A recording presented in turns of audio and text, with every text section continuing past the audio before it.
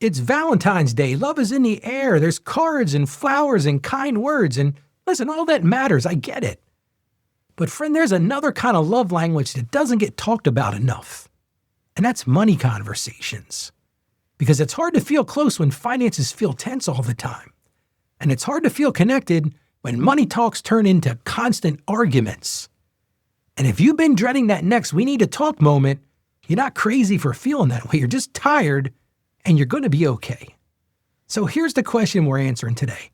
How can you have a healthy financial conversation with your partner? And here's what I promise you. By the end of this episode, you're going to know how to choose the right moment to talk about money, what language keeps the conversation safe instead of defensive, and how to turn money talks into moments of connection. I know we got a lot to cover today, but today isn't about lectures. It's not about blame. It's just practical love in action on this Valentine's Day. Confident Christian, living with purpose and vision, heart, soul, and no division. We ride. Here's the question I hear all too often. Ralph, how do we talk about money without turning it into a fight? Or maybe this one. How do I bring up money without starting an argument? And I want to start off by saying something really pointed at the beginning. That question shows love. Because you're not just trying to fix a budget. You're trying to protect a relationship. So if money talks feel tense, if you rehearse what to say and still feel misunderstood, and if you avoid the topic altogether because it feels safer to just avoid it, you're not bad at communication and you're not failing. You're just dealing with something emotional without a shared plan. And when there's no shared plan, every conversation feels like a surprise test. And I don't know about you, but when I was in school, I didn't like those surprise tests. And friend, you don't need more pressure. You need a safer way to talk. And guess what? That's learnable. Here's the truth. Money conversations don't fail because people don't care. I just don't believe that. They fail because they happen at the wrong time, in the wrong tone, with the wrong goal. Think about the last time you had a disagreement about money. Was it at the right time? Did you have the right tone?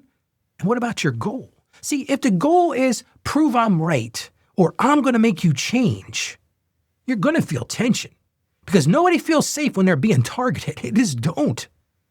Healthy money conversations aren't built in crisis. They're built intentionally.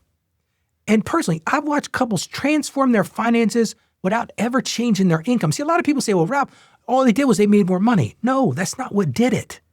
It was by changing how they talked to each other. They didn't get louder. They actually talked more often, but they talked safer. And friend, when conversation gets safer, progress gets easier. I never forget, I once spoke with a couple who said, we only talk about money when something goes wrong. There's the problem. Every time there was an overdraft, boy, they had a shouting match. That unexpected bill, those stressful surprises that come with life. So every single money conversation felt urgent because it was. It was accusatory. It was heavy. It was burdensome. It was not a safe place. And I asked them this. I said, what if you talked about money when nothing is on fire? They looked at me like I was crazy. But they started that doing it simply. Just one check-in each week. It wasn't about blame, just an update on where we are.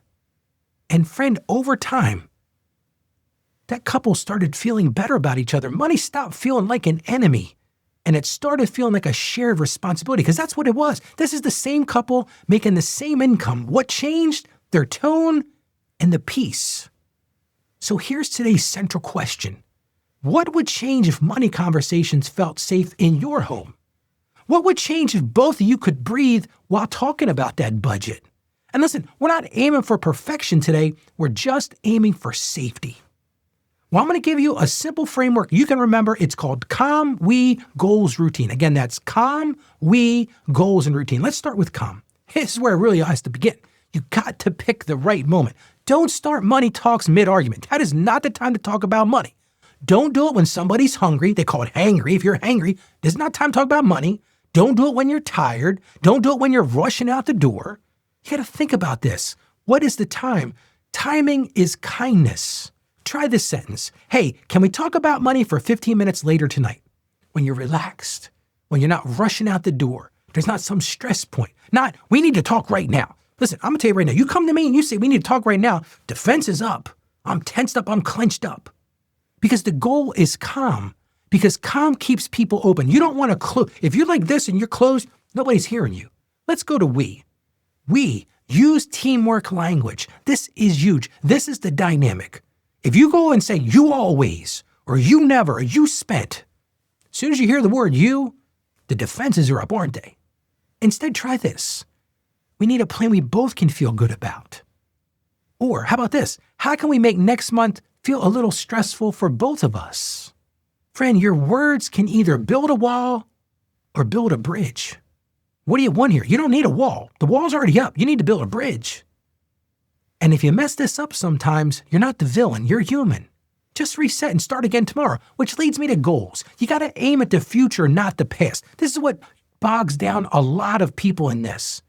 A lot of money talks becomes trials. It's like you set the jury and you're on trial. Who did what? Who messed up? Who's right? If you live in that, friend, that's exhausting. And you're never going to build past that. Instead, try future language. What do we want money to support in our lives? See, it's that shared vision. Do we want more peace? Do we want less debt? Do we want a cushion? Hey, maybe it's a family trip. It's a safer month. And when you talk about goals, stop blaming. So many people say, you did this and you did that and you did this and you know what? You're not getting anywhere with that. Start building something together, which leads me to routine. Routine is the secret to this. Consistency beats the crisis every time because that's where trust grows. Those short, regular conversations build safety over time, even 10 minutes, just once a week. It moves it away from the crisis. Because when you wait until something breaks, your brain learns this. Money talk equals danger. There's a problem here. As soon as you hear money, there must be a problem. Something's overdrafted. There's an emergency bill. Somebody's sick. But that routine teaches money talks equal teamwork. This is our teamwork time. And friend, one more gentle thing. Keep the first conversation small. When I work with couples, when I do what I'll call couples counseling, they try to fix everything at once. You are never going to fix 5 years of things in one night. It isn't going to happen. Start with what's one win for this week? Hey, maybe it's just one win for this month. What's one stress we can reduce together this month? That small win restores hope, and hope keeps couples connected. Which leads me to today's Bible verse. It comes to us from the book of Ephesians, chapter 4, verse 29. Do not let unwholesome talk come out of your mouths, but only what is helpful for building others up according to their needs, that it may benefit those who listen. Now listen, that verse isn't telling you to be fake. A lot of people say, well, I got to pretend I'm going to put on this show, Ralph. No, it's reminding you that your words have power. They can tear people down or they can build safety. And when it comes to money, choose words that protect that love that you have for each other. So here's your action step for today. It's simple and it's doable. I want you to set aside a 30-minute money talk date this week. Now you might be thinking, wait, Ralph, date night? Yes, we're going to do a money talk date night. This isn't time to argue. It's not the time to fix everything. It's just the time to get connected. And here's a simple agenda. I want you to start with one thank you. Yes, I started there. Say this, I appreciate how you, and name one thing that you appreciate about that other person. The second thing is ask one calm question. What's one money thing that's been stressing you? Ask each of you that. And in part 3, choose one small next step. What's one small move we can make this week to feel more stable? Just 3 simple questions. That's it. Connection before correction. And friend, that's love in action. Lord, thank you for the gift of love. Help us communicate with grace. Give us courage to speak honestly and wisdom to speak gently. Heal places where money has created tension. Teach us to listen well and to build unity one conversation at a time. And we ask this in Jesus' name. Amen. Friend, if money conversations feel hard right now, you're not the only one feeling that. And honestly, you don't have to figure it out alone anymore. Come join our community at financiallyconfidentchristian.com/join. Again, that's financiallyconfidentchristian.com/join. People in this community tell me it's a place where they feel safe. It's a place where they can admit money talks are hard for us, Ralph. But it's a place without judgment, without shame, and without feeling like you're failing. One member shared this. We stopped dreading money talks and we started feeling like a team again. That kind of hope is for you too, my friend. So go to financiallyconfidentchristian.com/join. Friend, love isn't just what you feel. It's how you listen. It's how you speak. It's how you build together. And you can learn this, even if you didn't grow up with it, even if you've never seen this mirrored in your own life, and even if you've had hard fights before. You can start again. You can start today with just one calm conversation, just one gentle sentence, and one small step. And we're going to continue this tomorrow. We're going to keep it going. We're going to talk about debt and marriage, how you can tackle it together without blame. We're going to have a barn burner tomorrow.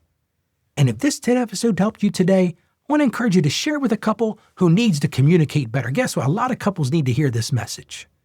Because this show isn't about financial shame. It's about walking in wisdom, staying steady, and truly becoming a financially confident Christian. God bless you, friend. And don't forget to join me again on tomorrow's show. Financially confident Christian.